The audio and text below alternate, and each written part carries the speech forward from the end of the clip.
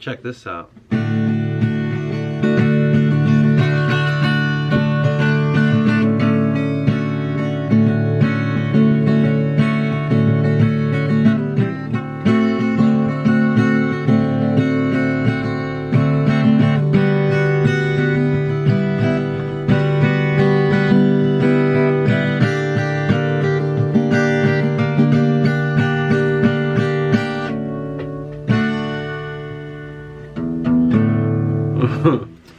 What is it all about? Well, I've almost done, I took a little bit of more than a little bit of a break, but I took a bit of a break on that Star Maker book that I was reading. I only got a little bit left to finish it, and I'll probably finish it today. But a lot of the challenges of reading that is kind of putting myself around the ideas of the philosophy that it seeks to kind of explore. And the biggest thing it seeks to explore is consciousness. It was very interesting when I got down to reading it. So, Star Maker by Olaf Stapledon. If you were smart, you'd have a picture of it right here, but you probably aren't. What it is to me, so to put it in a very simple way, this guy in, it just kind of said England. Oh, fart. Oof. Was having kind of, I guess you could consider it an existential crisis. And he was beginning to wonder at everything. The futility of it all. Is this meant to be? Is this a lie? Is this an illusion? Kind of, what's the point of all this? And is the woman that I'm with and the life that we have, is that all there is to it? You know, he's having these thoughts of doubt of like where he is in the universe and his placement. And it's so very large. His doubts are, in his mind, so large. So this is where it's interesting with the philosophy. We start with the self-doubt, which to us is the universe. That's the fucking universe, is in here. In some way, shape, or form, he begins to disassociate himself in such a way that it describes him floating above the suburbs and looking down at it. As if we could use as our modern term, an astral projection. Out-of-body experience, and floats high above the sky. And then he goes higher and higher and higher and higher until eventually he's out in the cosmos. Once he's out there, first he feels lost and astray, and he kind of circles around the planet.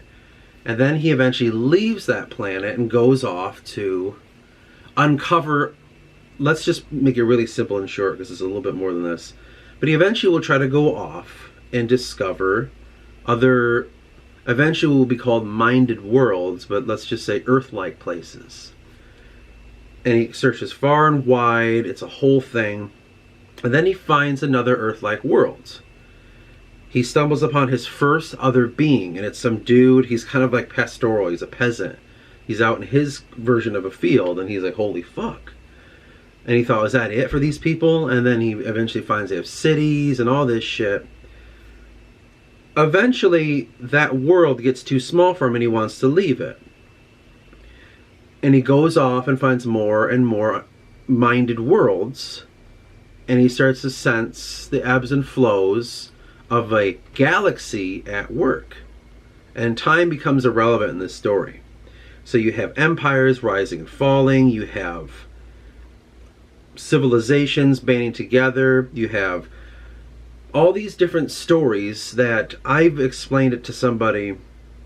If you've ever played the video game Stellaris, which is a real-time strategy game that you're in the universe though, like it's RTS but like space and all that shit. It's like Stellaris in a book. You know, it's not really, there's no mention of, I think there's one guy that he mentions a name, but mostly it's just ambiguous. And then this civilization did this, and then that happened, and then this happened. It's very ambiguous like that. But what's really appealing about the book, because that's not there, well, where's the narrative? Is the exploration of each individual world in its own consciousness. Like, what exactly is consciousness? And it starts on a small level of the consciousness of the most intelligent beings on that planet. Whether they are arachnoids, I think he says, or I forgot the other word, but like fish-like people. Or are they bugs like ants and shit? Are they whatever they are, right? How did they form their intelligence? How does their intelligence dictate consciousness, and how does consciousness dictate individuality or the community? And it's just every planet, every group of people has their own idea of what consciousness is. And it's on a small level, like we understand it. And then nearing the end of the book, it says, oh, by the way, some shit was going on. We didn't realize what it was. We learned to discover that stars have consciousness.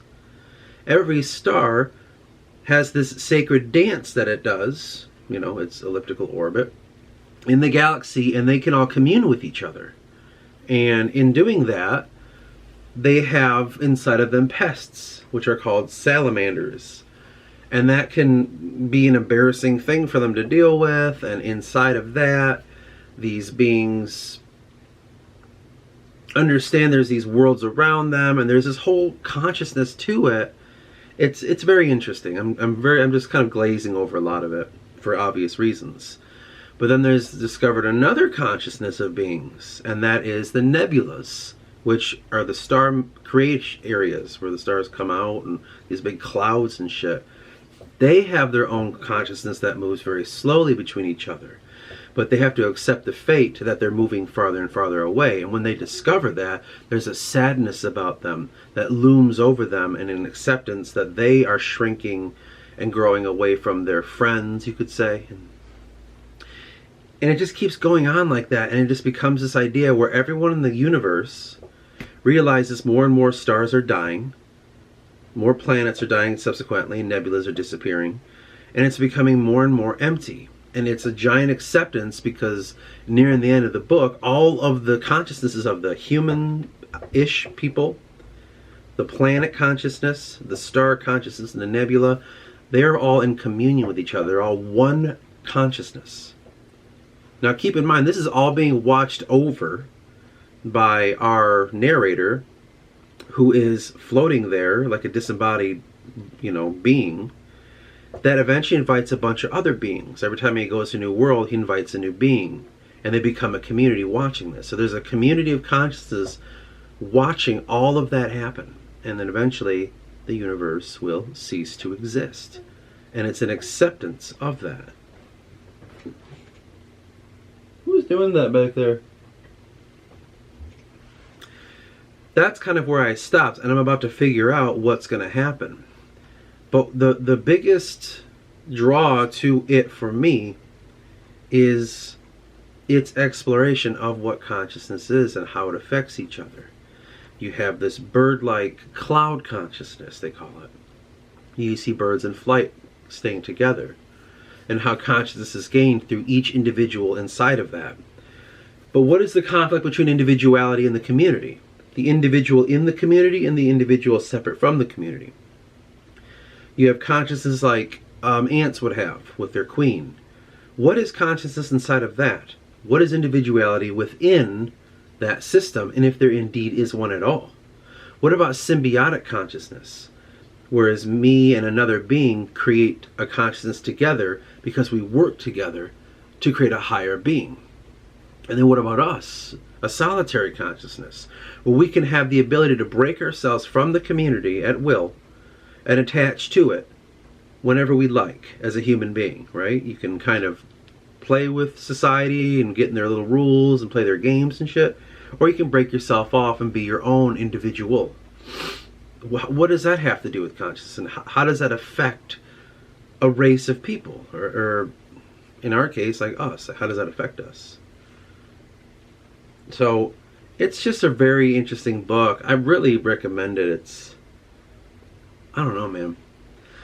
There is no hard narrative, as they would say. I think there is, but I've heard people say there isn't, where the story, it just feels like you're floating around. It feels like you're playing an RTS game, like Stellaris, where you're just kind of going around to different settlements and different, colonies or nations and shit. You're just kind of seeing what they're doing, and then you go over this one, you see what they're doing, you're going over that one. There is an overall story of life and death, in a sense, and accepting it. Another thing I always find is people fucking with things. Look what happens when you start fucking with planets and fucking with suns and shit, It's interesting. It's very, very interesting. A book recommended to me by this little man here named Fred. You sweet baby. Gotta hit the next slide. Mr. Fred. Oh, he's a good boy. So that's kind of where we've been, and I've been trying to explore it. The next book I'm really curious about is this, Blood World. What is a Reman House? Who are the bondmen and bondwomen? What makes them different from the lords and ladies, and why are they the eternal slaves of pain? They are human beings, but their world, their weirdly logical but not sane world, is isolated in time and space and totally insulated from humanity as we know it. It is a world where suffering and torture are essential to the maintenance of civilization, except for one man. But Blood World cannot be described in a few brief words. To understand it, you must read this unique book, from its searing words to its violent and all-important last page.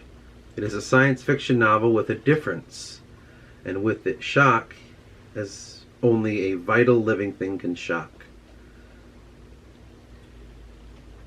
I don't know. It just sounded interesting. I'm like, okay, alright. It's not very big. It's a very small read. Get that done in a day, probably. I was telling someone, in some sense, whenever you're working on something, whether it's your own relationship or whether it, for me, like the novel and the whole mythology that I'm doing, you can't keep being internal. You can't just keep internalizing shit. Eventually you have to go out to recharge yourself, to bring back to, like again, like an RTS game, you gotta start trading with other civilizations to enrich your own. You have to venture out to find all the goodies and bring them to your place and make that even better. So I've been doing that with the writing. I've been going out and exploring sci-fi. I'm like, well, let's go out and kind of enjoy some sci-fi so we can really tell our story and expand it in a way that's more fulfilling and richer. Because there might be something in this book here, Blood World, Star Maker, I've already found a bunch of things. Or this one, Hyperion. Or maybe, well, I don't know, this one here, called Lanark. Hell, even maybe The Sparrow. We read these books and we might find something to, as in like, it's not necessarily like, oh, let's take their shit. It's more, I don't know, you might read something and it like, oh my God, I relate with that, or I love that, and I also feel that way, or whatever. And it ignites an idea so you can explore it in your novel. So it's like going out and enjoying some of the things in life, so when you come back, you can have a richer experience with whatever you're doing. Apparently you're not allowed to do that in relationships, but you're allowed to do it with everything else. Can you imagine if it was socially acceptable and just go out and hang out with other chicks and do all that, you know, whatever with them? I don't know. Kind of have relationships with them and then go back to your like lady and like, all right, I've enriched our experience, you know, and I don't know if it makes sense there, but it does make sense when it comes to creativity and art and all that shit. I can tell you that much. Uh-oh, here comes another cat. I really just think for myself it's been a very interesting experience reading these stories. Yes, I know. And as I've been working simultaneously on this, copying over of the next episode onto the computer, which I still haven't started quite yet. It's been almost a month between episodes and I still haven't even officially begun to get on the computer, but that's not who I am. I'm a slow worker. Oh, here's another one. Now we have 2 cats here. 2 cats. Right, guys? 2 cats. Frederick and Mama. Right, guys? Yeah. Okay. Excuse me. Wanted to give a little update of where we are, as I try to do every week. Sometimes Sometimes I don't have a whole lot of shit to say to people. I don't know if people want that from me. I have no idea. Some days I don't have it, and I always give myself a lot of pressure thinking I gotta like say things to make you feel, you know. Some days I can't manage it, you know. I can't keep expending myself and bleeding out to this fucking camera talking about goddamn the shit that we talk about on here. Here we go, handsome. Oh, I just want to sit up, guys, that's all. Anyway, I think that's that, and we're gonna head out. Well, these two friends here doing whatever the fuck they're doing, I don't know. They kissed each other. Cats. Can you believe I have 2 more? You have 4 cats? Yeah. Can you also believe that they're actual family? A mom, a father, yeah, a mother, a father, a sister, and a brother. Can you believe that? I get to watch a family interact. You wanna know something crazy? I don't think they see each other as family anymore. I think there's like a point where it's like, I don't know who you are, and I don't give a fuck. You know, it's crazy with animals. It's really crazy to just see them all interact with each other. They're pretty cool, you know. The mother, we call her Mama, she gets really like jealous a lot of the other ones, and sometimes she'll just like randomly attack them. Not a hardcore attack, but she'll just jump them and do the neck bite thing, you know, like assert her dominance. And the little sister, she's like a true little sister. She'll start shit with somebody, and then when they're kicking her ass, she'll like, eh, and then it'll make the sounds and run away and run to me. And I'm always like, what are you guys doing to her? You know, it's funny. They're just like people in a sense, but simpler. Like simpler people. Like kind of where I grew up, where all the poor people are. That's how they act. They act like poor people. Poor in spirit just as much as the pocket. Well, hopefully when I finish, I almost said Blood World. Hopefully when I finish Star Maker, I can kind of tell you a little bit more about it and give you a better example of the story. I'm debating right now. It's like, once I finish Star Maker, I really want to start another one, but it's like, should I complete the Forgotten Episode first before I begin the next book, or should I begin another book? I don't know yet. A lot of the times I think maybe you guys you only have a few episodes to gauge all this story on, so you don't necessarily know the immensity and the scope of it. I've told you about it before. I'm like, it's going to be a massive set of stories. I counted at least 11 books, you know, so it's going to be an immense volume, an anthology of the beginning and the end of all of life, and it's going to take place over thousands of years with hundreds of different characters. It's going to be massive, and the thing about it is it's all connected. What you're watching, the Forgotten series, is a visual representation of the book that I will eventually publish, which will be the story of Dove and Thies. I think it's just called The Battle of the Titans or some shit. I'm not really sure it's a working title. But what I'm trying to say is, like, it's a humongous story. Like, this is not going to come to an end when Dove finally does the thing or whatever it is, and then it's over and happily ever after. Like, no, like, this is literally Genesis. This is just the beginning. And then Dove and Thies will go through their process, and they'll become mortal enemies at the end of it.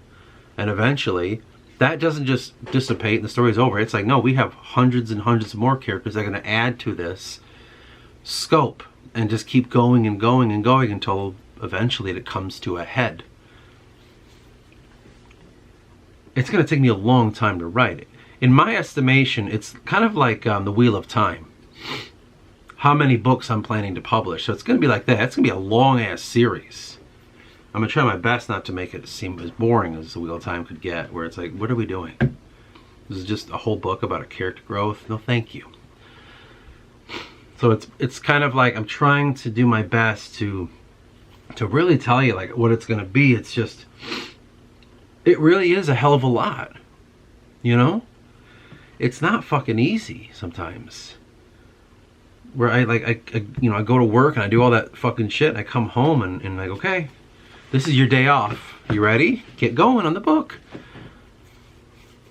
And it's just a lot. It's a hell of a lot to constantly feel like I have to keep this up. And I have to do a video every week. If I don't do a video every week, the way the algorithm works, it fucks you hard. It super fucks you. Like, people subscribe to this channel, right? You look down, how many have done it? Like 490, 491? Look at the average view count of every video. Like, it's not even showing it to the people that subscribe on their fucking feed. That's how punishing it is. It's like, well, on their feed, there's people that have more views, so fuck you, you're on the bottom. That's how that works. So it makes you, as someone starting out, you really gotta fucking churn it out. And someone like me, I'm not willing to sell myself though. You know, every video, watch the subscribe button. I don't know if you noticed that. Subscribe. It'll like flash when you hear when the word comes up. I don't say that in my videos. I don't say like a video. I don't engage in ways to like foster more people. My intros aren't this flashy fucking cute little thing to get your attention, to grab you and hold you, where I'm studying how to, and it gives me the option to do that. It says like, here's like ways to capture people. And I don't like it. It's very capitalistic and creepy to me. You know what I'm saying? Like, I want someone to watch this video and I shouldn't have to trick you. And to do little illusions, like, come on, watch the video, you know? Buy me a cup of coffee and do this for me. Give me money, give me money. I don't like that shit. That shit fucking weirds me out, man. Like, so I'm a little behind, is what I'm trying to say. I'm not gaining traction as I should just because I'm fighting against that shit. But I feel like I just want to be a person. That's really it. I want to be a human being. I'm not selling you shit. I'm not here to like be worshipped. I'm not here to fucking, you know, I don't know, look intelligent or like, oh wow, that YouTuber is really, you know, something. I just want to talk about what I think and find people that are like-minded so I can finally not feel so alone in the fucking world. That's really it. There's nothing more to it than that. It just so happens I'm working on a novel at the same time, and in doing that, I gotta push these videos out. So that's this time. Then when I get done with this, like, okay, now get working on a book. And then I do that, and I was like, I know that you're doing that, but you need to go back to your job. And it's like, god damn it, that's 40 fucking hours of wasted time. Just wasted, you know? So it's just a slower process, is all I'm trying to say. It's gonna take a long time to get the series out because I don't have a whole lot of time to dedicate towards it. The last time I tried busting my ass after work, I almost broke my mind because it was so intense for me. You know, I'd get out of work, I'd be covered in sweat and grime and shit, and I'd sit down here and I'd be like, okay. And then I'd start writing furiously and typing and shit, and then I wore myself the fuck out doing that. And then simultaneously working on a map. Like, I gotta draw the map and I gotta do all this stuff and then make these videos for people to watch. It was too much and I couldn't handle it.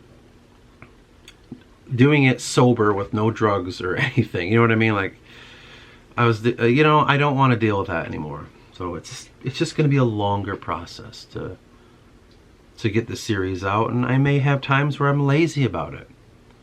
Where I say to myself, I don't want to fucking break my mind to get this out. I'm not trying to tell you this story to get money from you. I just want to tell a story and see if people might relate to it. And that'd be dope.